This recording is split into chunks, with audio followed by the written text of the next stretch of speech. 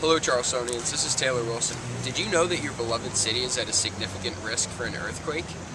The last great earthquake that struck Charleston in 1886 devastated the city. Join us on a tour as we take you through the city looking at some of the most affected areas. Along the way we'll teach you how to prepare for an earthquake, what kind of damage could be caused in an earthquake, and the implications of an earthquake striking today. Hello Charlestonians, this is David Fisher. Did you know that there's a 40 to 60% chance of a magnitude 6 earthquake happening within the next 30 years? And also that 10 to 30 earthquakes happen annually in the city, but we don't even feel them. Me and Taylor are going to take you on a tour through the city and show you all the damages from the 1886 earthquake.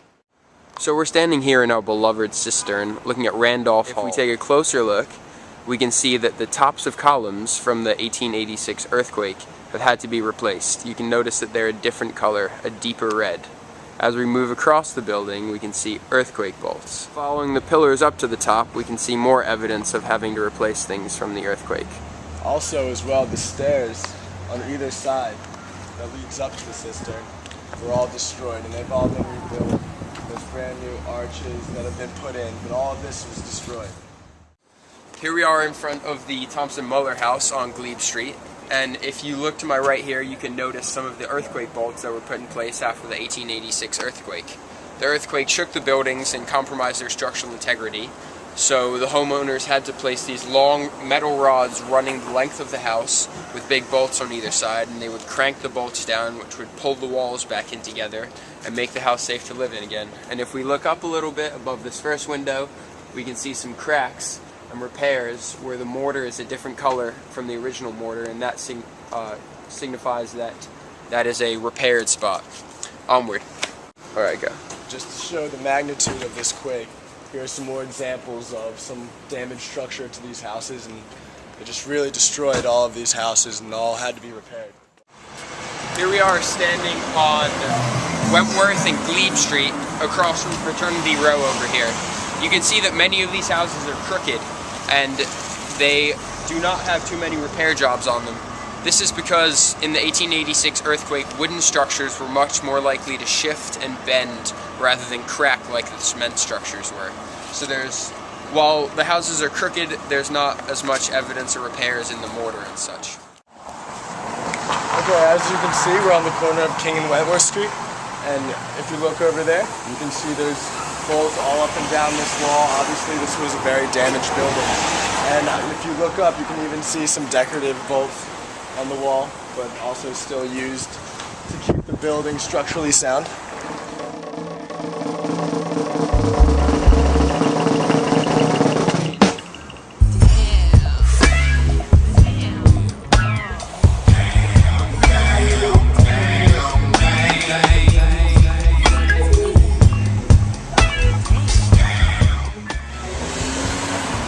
At the corner of Meeting and Market Street.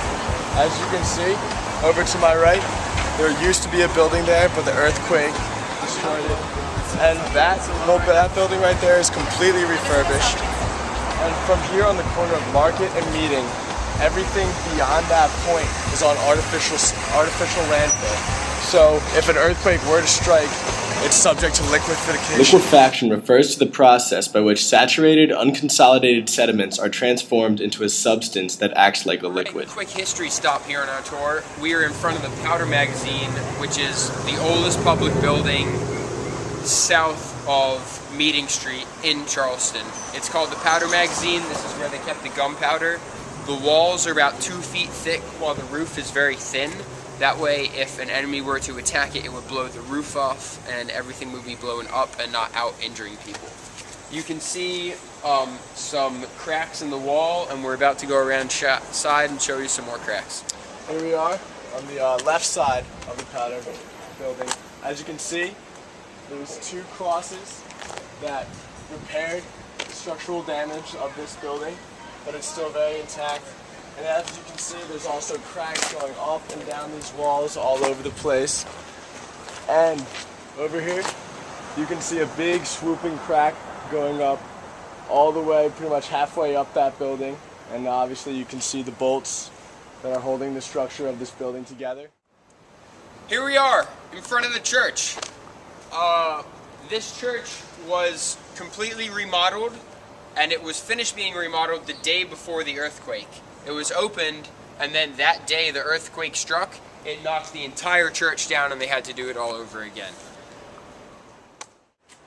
Another thing is gas lamps. During the earthquake in 1886, they would, during the shaking, they would fall down and set everything aflame, which created a lot of fire throughout the city.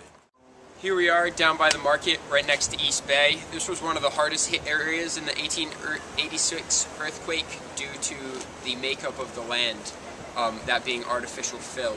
If you look at this house right here, you can see that this was one of many chimneys that were knocked off roofs. However, this one was repaired with a metal brace that attaches to the chimney and to the roof. The hope was that it would stabilize it and keep it there for future generations.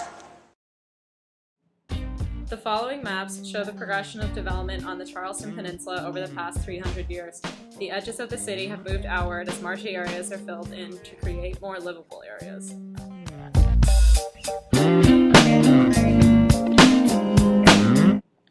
The areas in red are the areas of high risk.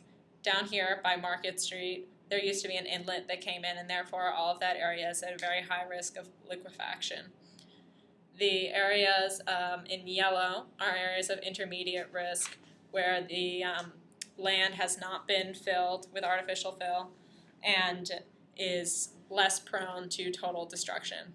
However, most of this area on the western side of the Charleston Peninsula is all artificial fill and what used to be all marshy areas. Therefore, MUSC and the Citadel are at very high risk of complete and total destruction if there was a high-level earthquake. Also, the bridges to West Ashley and James Island would be destroyed, as would the Septima Clark Expressway to Mount Pleasant. This would leave Charleston with major problems if there was an earthquake, because with no access to MUSC, which is our main hospital, and with no access to other hospitals off of the peninsula, people would suffer a lot. So we're going to talk about why, if an earthquake of the same magnitude happened today, it would be so much more destructive. One, because there's a lot more people around now, and the area is much more densely populated, so there's a lot more infrastructure. There's many more buildings, and the buildings that are around are built a lot higher. Some of them are built to earthquake standards, many of them are not.